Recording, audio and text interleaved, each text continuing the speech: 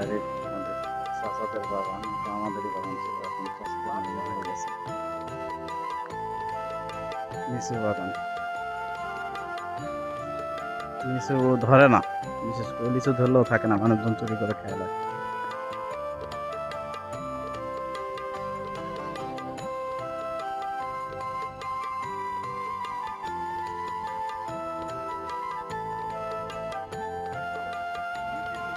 আকাশটা এখন ভালো আছে, সুন্দর।